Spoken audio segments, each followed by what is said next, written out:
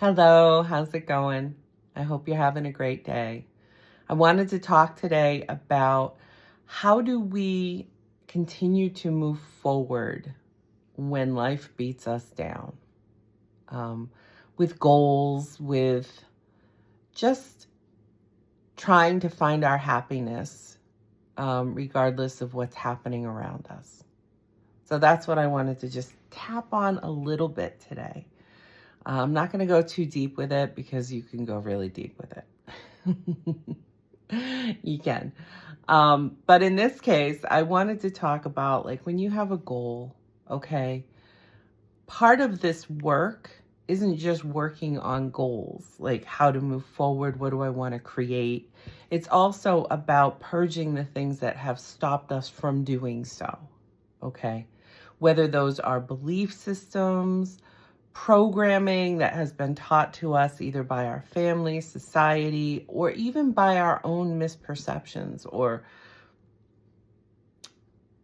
and I don't want to make that sound like we made like major mistakes or something like that, but usually our really deep belief systems are formed when we're little, okay?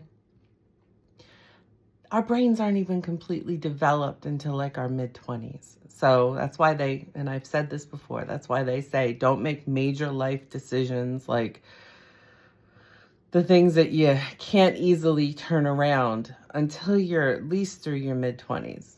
Now, again, there's a lot of us, depending on what generation we are, that made a lot of major life decisions before they were in their mid-20s. I know like my grandmother, God rest her soul, she was, 19 when she married my grandfather? Actually, I think she was younger than that. She had my mother when she was like 19, I think. She's gone now, so I can't really verify that.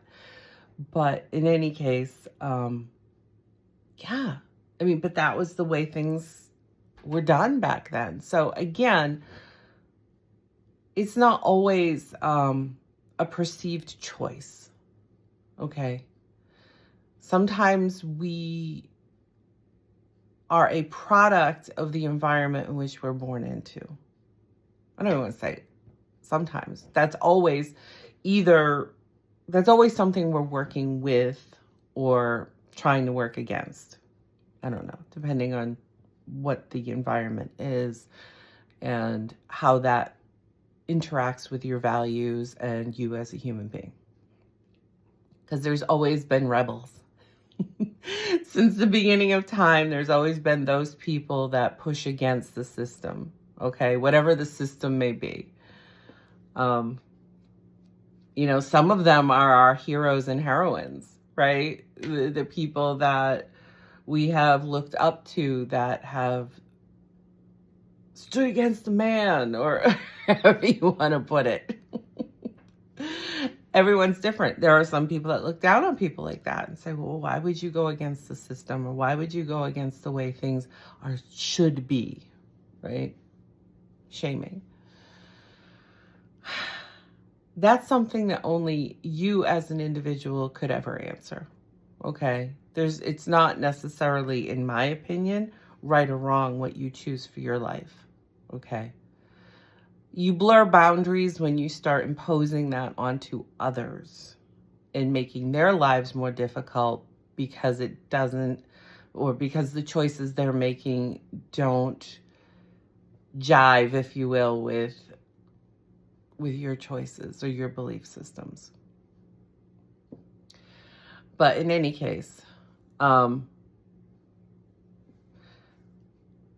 those are obstacles that we sometimes deal with in life. Maybe we want to do or become something in our lives that our family says, no, that's wrong, or that's selfish, or that you shouldn't do that. Shaming again, right? And maybe we acquiesce. Maybe we give into that and decide to live a life that's more in alignment with others versus ourselves. And some people would call that living with a mask, right? As we do the work and we tap into how we feel in our body, how we think, how we it's that process of taking back your power. And it's not always imposed by others. Sometimes it's just our own belief systems that we developed at those young ages and tried to make sense of based on our environment. So then we develop a belief system as we try to make sense of the patterns. And then we feed that belief system by looking for evidence to prove it true. Again, energy flows where focus goes. I think I said that right. I could be wrong. But you get my point, right? What we focus on is what we see more of. Okay? That doesn't mean there's more of it. It's just, it's what we're looking for. Therefore, we're probably going to see it. Now, if we compare that to other things that maybe oppose that, maybe we would see those things more that would help us balance that out. However, if we're not looking for it, we're probably not going to see it. Okay? Just keep that in mind. That's why it's important to balance out any perspective with other information or evidence to the contrary. Not always, okay? I mean, we don't have to go down everybody's rabbit hole, okay? But the things that are important to you personally, then it is helpful when we can balance it out before we make a final judgment or a belief system that we want to feed, okay? But as we do this work, and maybe we find that our life or choice that we made is not in alignment with what makes us happy, okay? It's really easy then to either dig in our heels because it's too hard to accept that, or to go into some level of self-judgment about it, or even if that's too hard to even look at, then we might start projecting onto others. You know, you made me do this, or this is your fault, or da-da-da-da-da, and all the blame. And in some cases, it could possibly be partially true. But at the end of the day, we are responsible for our choices. Always. Regardless of how somebody else is treating us or pushing us or whatever. And this is the importance of mindfulness, right? In those moments when we're making major choices, we want to slow down the behavior chain. And I'll tag a video about that because I believe I did do a video on behavior chains and how it progresses, where we have these little parts, if we can slow that down, right, where we can make intentional choices, have intentional responses versus reactions, okay? So with that, it's important in those moments. But for those moments where we didn't do that and now we're in learning mode, right? Now we're looking back and we're saying, gosh, I wish I made a different choice. Maybe it's regret, or maybe it's I'm just not happy. Let me find out why. And then we get to that point and it's, what do I do with this information? Okay. How do I move forward with this information? The key here is to not beat yourself up too bad. Okay. We don't want to get stuck. I have a whole series on stuck. So if you find yourself feeling stuck because now you're having these revelations and you don't know what to do with them, maybe watch that. But also recognize that we're human, okay? We're all fallible. Nobody's perfect out here. Nobody. Okay? Nobody has all the answers.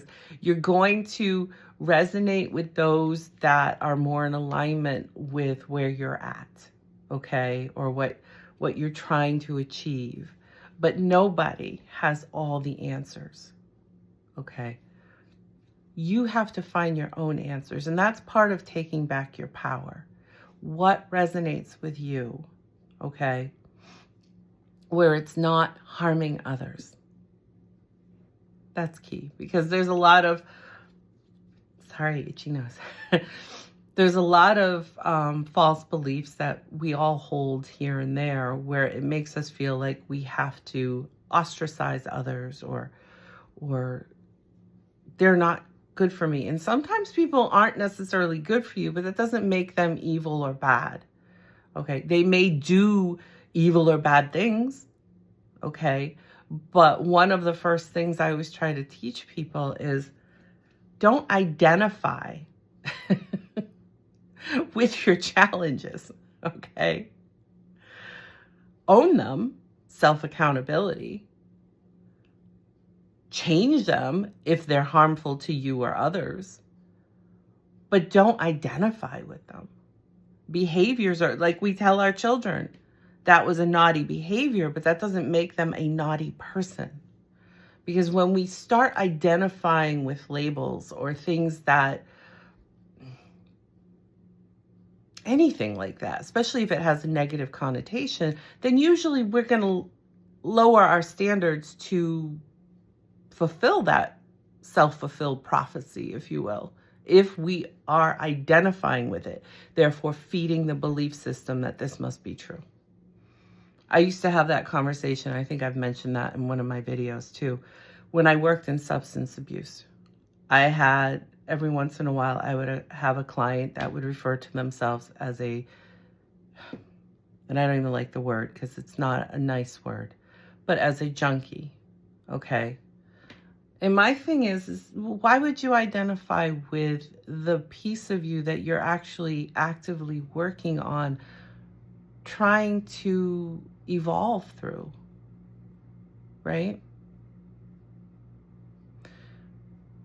Because when we identify with that, we usually live down to the expectations. And we think that that's a safe place because others won't hold us to this higher standard, or we don't have to hold ourselves higher because this is who we are. But it's not who you have to be. Any label, for that matter. Good, bad, especially judgmental labels. Okay, so just keep in mind, when you have these revelations and you start going down that rabbit hole of shame or blame, and you feed this belief system of victimhood, or I'm stuck because this is my reality, well, that's because you're feeding a belief system. That's what you believe. But beliefs, as I've said over and over again, do not have to be a permanent condition.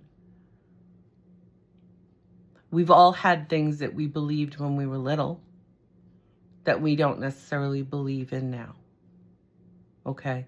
And that's usually because we open our minds up to evidence otherwise, or other experiences that teach us that there's more, right? So this is the difference between adults that get old really fast and those that stay youthful, is they don't close their minds.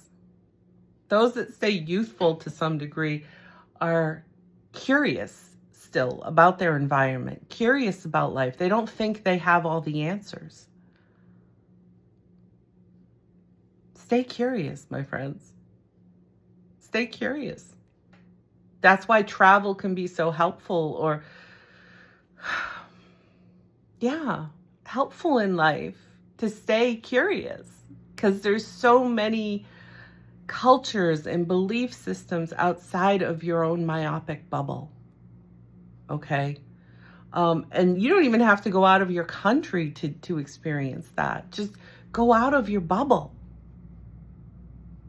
That doesn't make you less than when you have to learn.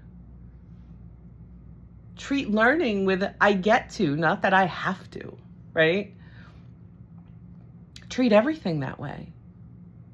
I get to learn. I get to walk to my mailbox. I get to do this. I get to do that. Not I have to. When we say I have to, it's like we're almost putting bars around ourselves. It brings this perspective that we're stuck in some sense, that I have to do that. I'm obligated to do that. I have to. Well, that's fine. We all have obligations that we sign up for. But that's because we wanted that. And therefore, we get to have those obligations. We get to do these things. But we always have the power of choice, even when it seems impossible. But it's our own internal limitations that usually keep us where we're at. So if you want to move forward, pay attention to the thoughts that you are feeding yourself, the belief systems that you're holding around those.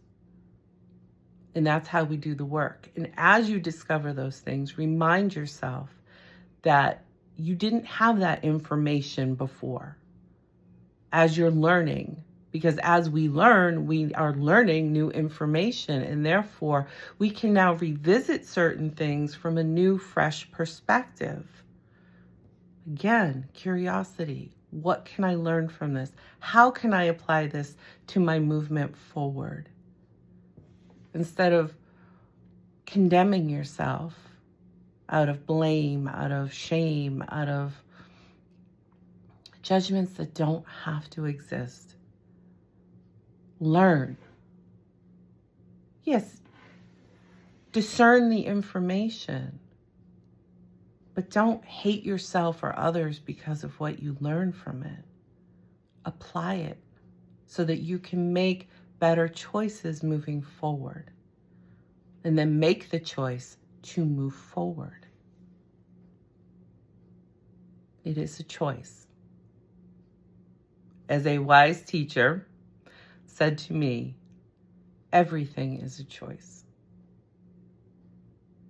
Just make the choice that's in alignment with where you are going, where you want to be, where you see yourself. You make those choices, not the ones that you've done out of pattern, out of habit, unless they're serving you and where you're looking to go. So in any case, that's my 2 cents. I hope it resonated. I hope it helps. Any questions, feel free to drop a comment. I do answer my comments. And I'm wishing you all the best. It can be difficult. Healing, like I say, is not for the faint of heart, but it can also be fun as you evolve and grow. Choose to have fun. Choose to be curious. Choose to evolve into your best self, not somebody else's version. All right. Talk soon. Bye.